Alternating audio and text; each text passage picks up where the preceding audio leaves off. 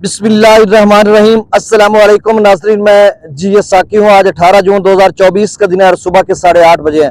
नाज़रीन, live location के साथ मैं इस वक्त दरिया पर मौजूद हूँ और तमाम दरियाओं के हवाले से आपको अपडेट कर देता हूँ और साथ मौसम के हवाले से भी आपको अपडेट करता हूँ। तो नाज़रीन, सबसे पहले हम मौसम की बात करते हैं, लेकिन उससे भी कबल आप सबसे गुजारिश कि मेरे इस यूट्यूब चैनल चश्मे साकी पर जो नए दोस्त सबाब हैं वह इसको सब्सक्राइब करें। बहुत शुक्रिया जो कर चुके हैं, उनका तहे दिल से शुक्रिया अदा करता हूं और जो न्यू सब्सक्राइबर्स हैं उन सबको दिल की अथाह गहराइयों से खुश आमदीद कहता हूं।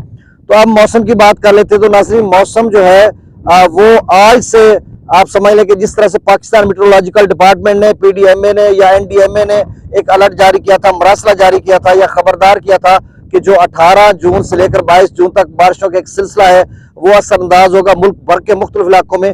आज से वो असरअंदाज होगा, लेकिन आज जो उसका ज्यादा क्लाइमेक्स रहेगा या जो ज्यादा इलाके उसकी रेंज में रहेंगे वो खैबर पख्तूनख्वा के अपर इलाके, अपर केपीके की बात करते हैं, अपर पंजाब की बात करते हैं, मरी गिलियात, इस्लामाबाद, रावलपिंडी, इन इलाकों में गिलगित बल्तिस्तान और साथ जो है पोठवार के कुछ इलाके भी और वस्ती पंजाब के चंद एक इलाकों में भी जो है मौसम अबरालूद रहेगा या बारिश का इम्कान है। और इसी तरह अपर जो सिंध है उसमें भी उधर न कटाव होकर वो गिरी है, वो एक अल्लाह खैर करेगा, अभी इधर जगह पड़ी है। तो अपर सिंध में भी बारिश का इम्कान है, लेकिन ये आज और कल रहेगा।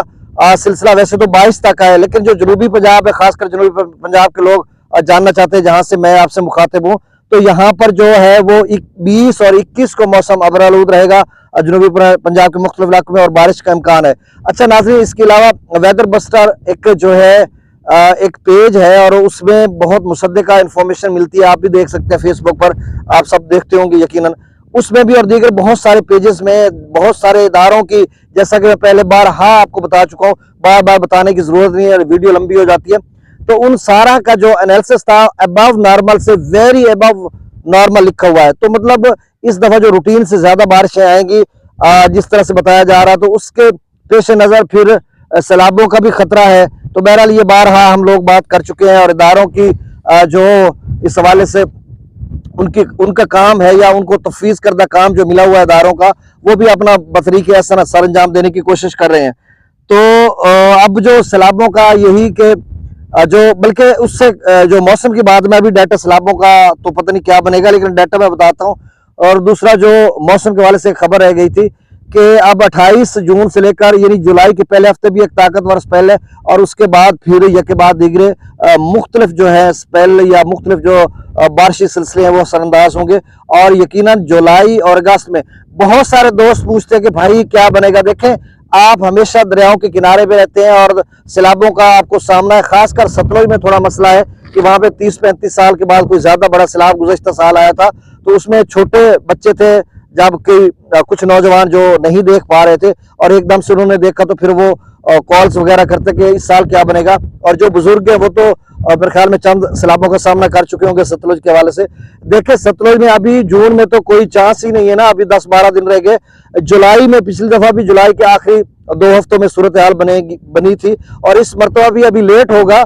कोई जो सैलाब की सूरत हाल किसी भी दरिया में बनेगी वो जुलाई में ही बनती है या अगस्त में बनती है। जून में तो कोई थोड़ा बहुत पानी आता है, उसकी रवानी होती है, तो उसमें लोग देखते फिर परेशान हो जाते हैं। अभी हाँ, जेलम में थोड़ा बहुत पानी है जो लोगों को डिस्टर्ब कर रहा है, चूंकि छोटा दरिया है और उसमें 40-50 हज़ार क्यूसेक भी ओवरफ्लो हो जाता है।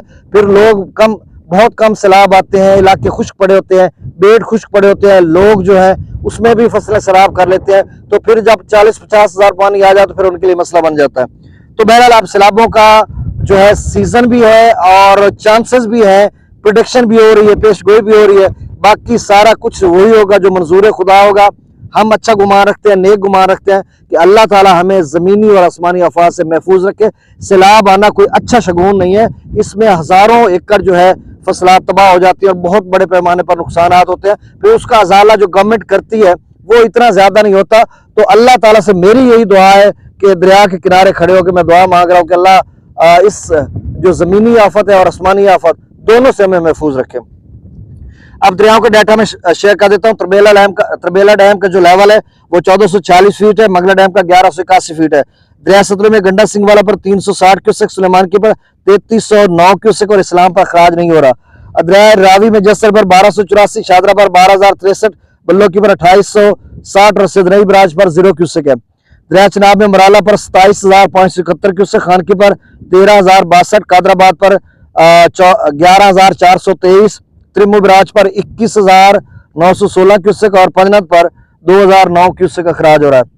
दरिया झेलम में मंगला डैम से जो अखराज किया जा रहा है वो 55,529, 552 क्यूसेक और रसूलपुर से अखराज 26,028 क्यूसेक है।